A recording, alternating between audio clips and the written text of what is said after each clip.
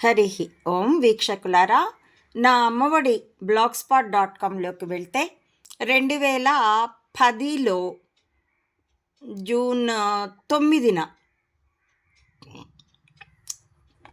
ప్రచురించిన ఒక పోస్ట్, దాన్ని మీరు లొకేట్ చేయాలంటే సైడ్ బార్లో లేబుల్స్లోకి వెళ్ళి అన్ని టపాల్ని 301 నుండి ఒకేసారి చూడాలంటే అని క్లిక్ చేశారంటే మీకు ఇలా ఆ పోస్ట్ తెరుచుకుంటుందండి. దానిలో ఇదిగో 408వ పోస్ట్.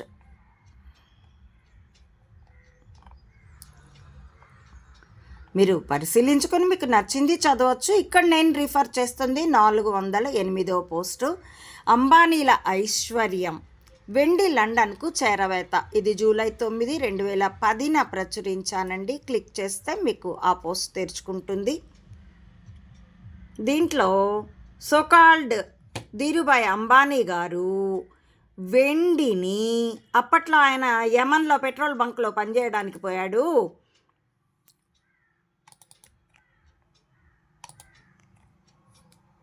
$300 జీతానికి ఒక కంపెనీలో చేరి అక్కడ డబ్బులు సంపాదించాడు. ఎలా?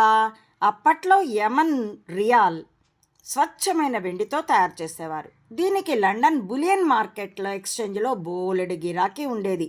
దీనిని కనిపెట్టి ధీరుభాయ్ అంబానీ గారు వాటిని కరిగించి లండన్లో అమ్మేసి ఆ లక్షలు తీసుకొని భారత్కి, ముంబైకి వచ్చి తర్వాత ఈయన అంచెలంచెలుగా నిచ్చెనలు దొరికి వ్యాపార సామ్రాట్ అయిపోయాడు. అంతే తప్ప వాట్సాప్ యూనివర్సిటీలు ప్రచారించినట్టుగా ఈతడు తన ఫ్యూచర్ ప్లాన్స్ని రాసుకున్న పాకెట్ బుక్ బ్యాంకర్కి దగ్గర కింద పడితే అది తీసుకొని చూసిన బ్యాంకరు బోల్డ్ మెస్మరైజ్ అయిపోయి ధీరుభాయ్ అంబానీ పట్ల పక్కా ముగ్ధుడైపోయి లోన్లు ఇవ్వడం వలన కాదండి.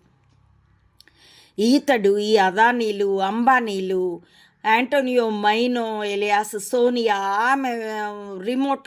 ఆమె కంట్రోల్లో ఉన్నటువంటి మన్మోహన్ సింగ్లు లేకపోతే మోడీలకి అత్యంత ప్రియపాత్రులు అయ్యి పైకి ఎదగడం కాదండి. అసలు నకిలీ కణిక వ్యవస్థ అంటే మొన్నటిదాకా డ్రామోజీ లీడ్ చేసినటువంటి గూఢచార వ్యవస్థకి వీళ్ళు ప్రియాతి ప్రియులు గనక నిచ్చెనలు ఇవ్వబడ్డాయి. ఎలాగంటే మన్మోహన్ సింగ్ హయాంలో ఈ ముఖేష్ అంబానీకి కట్టబెట్టాక గోదావరి బేస్లో ఉన్నటువంటి బావుల్లో అనూహ్యంగా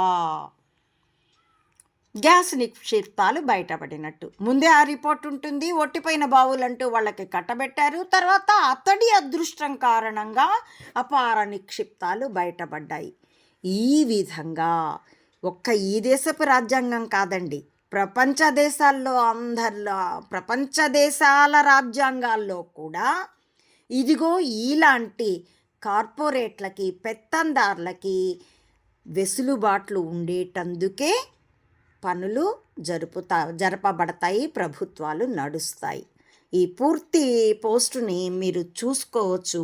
దానిలో ముఖేష్ అంబానీకి ఎందుకు నడిచిందో, అనిల్ అంబానీ ఎందుకు దివాళా తీశాడో ఆ కారణాలు కూడా ఆనాటి పత్రికా వార్తలతోనే నేను ప్రచురించాను.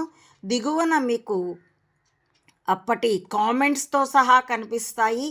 మీరు రిఫర్ చేసుకోవచ్చు, పరిశీలించుకొని మీ విశ్లేషణ మీరు చేసుకోవచ్చు. నేను చెప్పానని నమ్మాల్సిన అవసరం ఏమీ లేదు. నేను ముందే చెప్పాను, నా అమ్మ ఒడి బ్లాగ్ అన్ఎడిటబుల్. దట్స్ వై ఇది ఈ మెదళ్లే ఆయుధాలుగా యుద్ధానికి ఎఫ్ఐఆర్. మీరు ఈ కంటెంట్ పరిశీలించి నమ్మదగినదిగాను, విశ్లేషించదగినదిగాను అనిపిస్తే please like, share and recommend my channel to others and subscribe this. Thank you for watching.